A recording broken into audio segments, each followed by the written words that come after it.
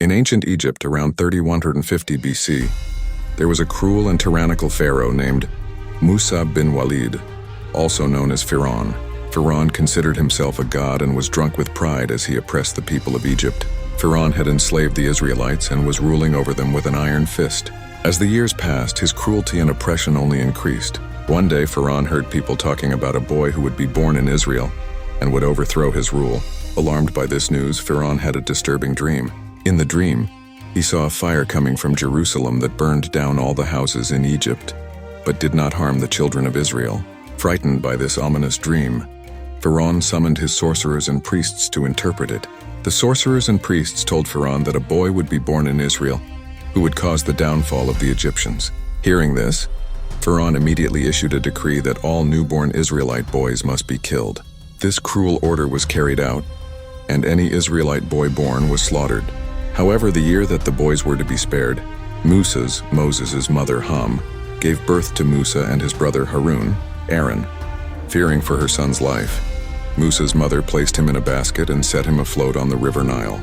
The basket miraculously drifted to Pharaoh's palace, where Pharaoh's kind-hearted wife found and adopted the child. As Musa grew up in Pharaoh's palace, Allah instilled in him the knowledge of religion and gave him great strength. One day Musa witnessed an Egyptian man beating an Israelite. Moved by compassion, Musa tried to intervene but accidentally killed the Egyptian in the process. Fearing retribution, Musa fled from Egypt. Musa traveled for 8 nights, hiding during the day and journeying at night until he reached the land of Midian. There, he helped 2 women water their flock and was invited by their father to stay with them. Musa married one of the daughters and worked for the father for 10 years. During this time in Midian, Musa spent his days observing the wonders of nature and contemplating the power of Allah. He would watch the sun rise and set, study the stars, and ponder the various phenomena of the world around him. Allah was using this time to train Musa's mind and prepare him for his future mission. After 10 years, Musa decided it was time to return to Egypt to reunite with his family. On the way, Musa encountered a sight that would change the course of his life forever.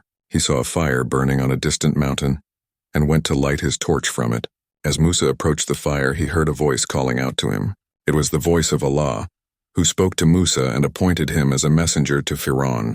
Allah gave Musa 2 miraculous signs: the ability to turn his staff into a snake, and the power to make his hand shine with a divine light, as proof of his divine mission. Musa, accompanied by his brother Harun, went to Pharaoh's palace and conveyed Allah's message demanding that Pharaoh free the Israelites from slavery. However, the arrogant Pharaoh refused to listen. In response, Pharaoh summoned his most skilled sorcerers to compete with Musa in a display of magic. When the sorcerers cast their spells, Musa's staff turned into a giant snake and swallowed their creations. Witnessing this incredible feat, the sorcerers were convinced of Musa's divine power and declared their belief in the God of Musa and Harun. This infuriated Pharaoh, who then plotted to have Musa and the Israelites killed. As Musa and the Israelites fled, they reached the Red Sea with Pharaoh's army in hot pursuit. Musa struck the sea with his staff and miraculously the waters parted, allowing the Israelites to cross to the other side. When Pharaoh and his army tried to follow, the waters closed in on them, drowning them all.